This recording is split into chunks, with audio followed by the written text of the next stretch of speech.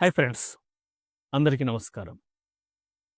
ప్రపంచంలోని అగ్రగామి దేశమైనటువంటి అమెరికా యొక్క అధ్యక్షుడు డొనాల్డ్ ట్రంప్‌ని సుప్రీంకోర్ట్‌లో 90 నిమిషాల పాటు కూర్చోబెట్టినటువంటి ఒక మహిళ. ఈ మహిళకు ఎటువంటి వీసా లేదండి. ఆమె కేవలం అసైలం మీద ఉన్నటువంటి మహిళ. ఆమె అసైలం అప్లికేషన్ కూడా ఇంకా పెండింగ్‌లోనూ ఉంది. అంటే చూడండి, ఈయనేమో అసలుకు ఏ మాత్రం ఇల్లీగల్‌గా ఉన్నా, అన్‌డాక్యుమెంటెడ్ ఉన్నా వీళ్ళని దేశం నుంచి పంపించేస్తున్నాడు గదా! ఈ అసైలంకి అప్లికేషన్ పెండింగ్‌లో ఉన్నటువంటి మహిళ. ఈమె పేరు బార్బరా. ఒరిజినల్ పేరు ఎవరికీ తెలీదు. ఈమె న్యూ ఎంపషైర్‌లో ఉంటుంది. తను పిటిషన్ వేసింది ఈ బర్త్ రైట్ సిటిజన్‌షిప్ పైన. అయితే ట్రంపు ఎక్కగానే ఎగ్జిక్యూటివ్ ఆర్డర్స్ అంటే బర్త్ రైట్ సిటిజన్‌షిప్ పైన టెంపరరీ వీసా మీద వచ్చినటువంటి వాళ్ళకు పుట్టినటువంటి పిల్లలకు నో బర్త్ రైట్ సిటిజన్‌షిప్ అనేది ఆయన సైన్ చేశాడు. దాన్ని సవాలు చేసింది ఈ మహిళ. చూడండి, ఇప్పుడు ఒక సామాన్యురాలు ఆవిడ చేసినటువంటి పిటిషన్ ఇది. అయితే మీరొకటి గమనించాలండి. కోర్టు ముందు ఎవ్వరైనా సమానులే. నాకు ఇక్కడ ఒక బాగా నచ్చిన విషయం ఏంటంటే, ఈయన అమెరికా ప్రెసిడెంట్ అయినప్పటికి కూడా సుప్రీం కోర్ట్‌లో వెళ్ళి ఒక నార్మల్ సీట్‌లో కూర్చున్నాడు. ప్రెసిడెంట్ అనేసేసి ఆయనకు ఎటువంటి మర్యాదలు చేయలేదు. అంటే కోర్టు ముందు అందరు సమానులే అనేసేసి చెప్పకనే చెప్పారు. అయితే నేను ఇండియాలో కొన్ని కొన్ని సార్లు నేను చూసాను. నేతలు వేరే విధంగా ట్రీట్ చేయబడుతుంటారు కోర్టుల్లో.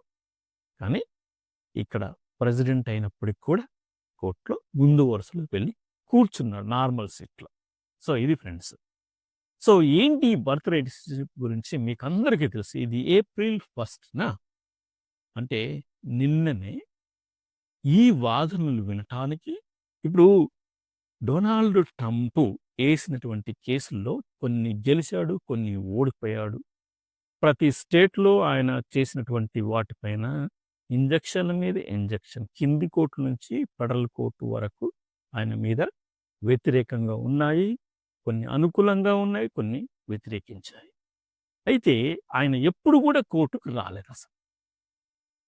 మొట్టమొదటిసారిగా ఒక సిట్టింగ్ ప్రెసిడెంట్ కోర్టు మెట్లెక్కి సుప్రీం కోర్ట్‌లో 90 నిమిషాల సేపు గడిపాడండి.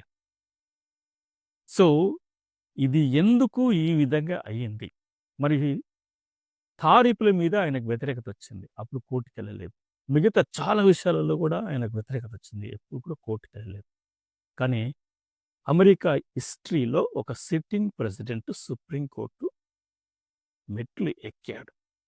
ఇది ఎవరి వలన అంటే ఒక అసైలంలో ఇంకా పెండింగ్ అప్లికేషన్ ఉన్నటువంటి ఒక మహిళ వలన. సో ఫ్రెండ్స్, ఈ మహిళ అసైలం అంటే తెలుసు కదా! విదేశాలలో చాలా బాధలకు గురైపోయి మిగతా దేశాలకెళ్ళి తలదాచుకుంటారు చూడండి. వాళ్ళని అసైలం అంటారు కదా! సో, అలాగే ఈ మహిళ బార్బరా.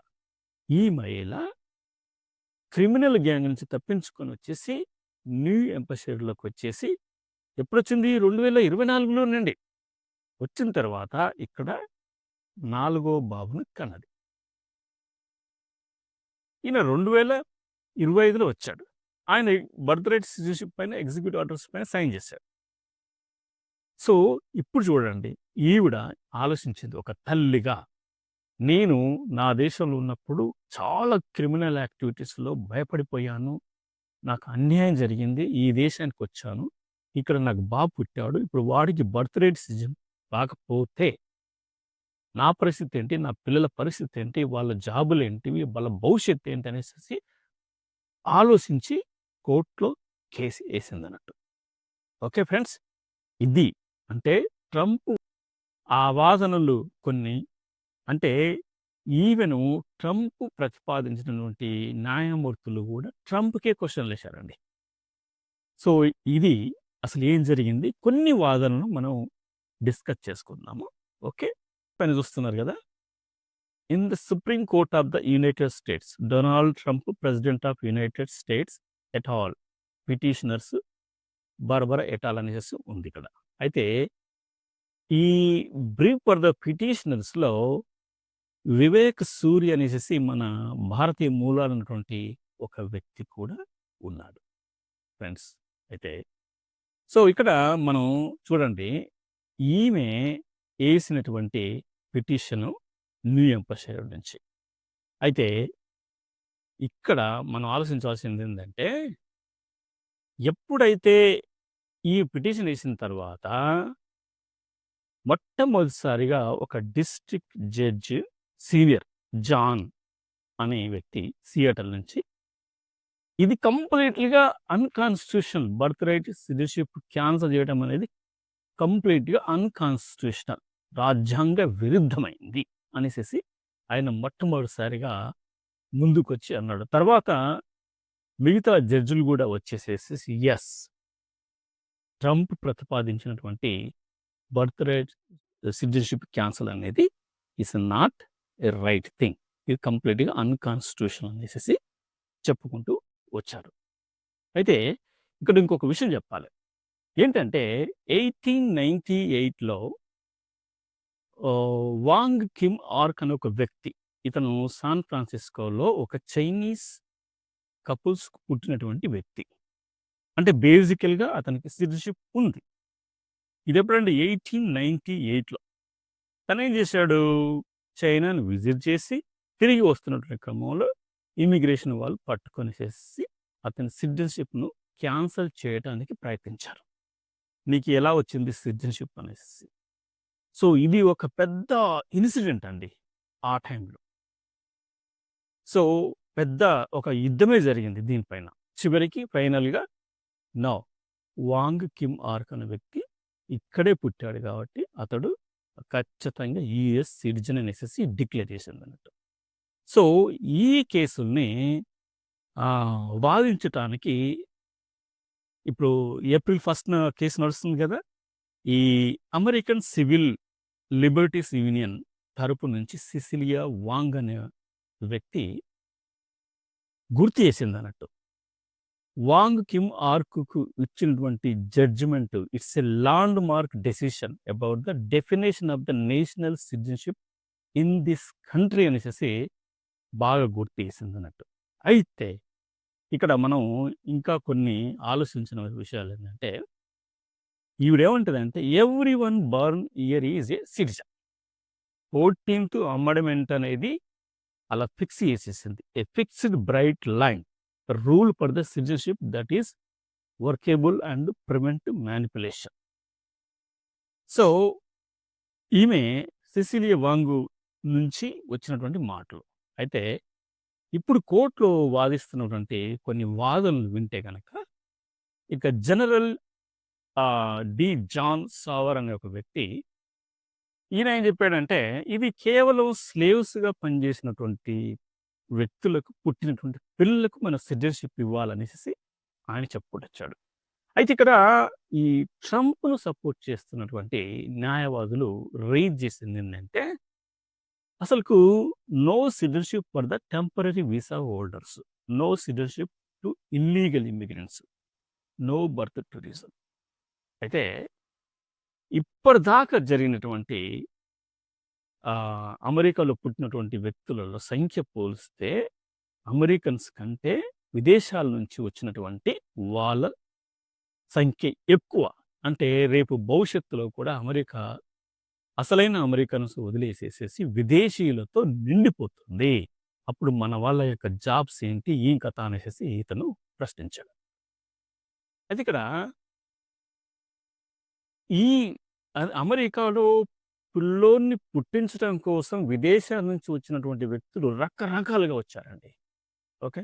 చాలా విధాలుగా వచ్చారు. విదేశాలలో ఆమె ఒక ప్రెగ్నెన్సీ కన్ఫర్మ్ అయిన తర్వాత వాళ్ళు అమెరికాకు వీసా మీద వచ్చి అమెరికాలోనే ఉండి అమెరికా యొక్క ఖర్చులతో వాళ్ళకి పురుడు పోస్తున్నారు. అంటే ఇప్పుడు పుట్టిన పాపకు కూడా అమెరికన్ బర్త్ రైట్ సిటిజన్‌షిప్ ఇచ్చుకుంటూ వస్తూ ఉన్నారు. ఇది ఒక బర్త్ టూరిజం అనేసేసి. సో, అంటే ఏంది ఇప్పుడు మేమే ఇచ్చిందేంటి? ఈ దేశంలో స్లేవ్స్‌గా, బానిసలుగా ఉన్నటువంటి వ్యక్తులకు పుట్టినటువంటి పిల్లలకి మేము బర్త్ రైట్ సిటిజన్‌షిప్ ఇవ్వాలి. కానీ ఇప్పుడేమైంది? అందరూ వస్తున్నారు. పిల్లల్ని కంటున్నారు.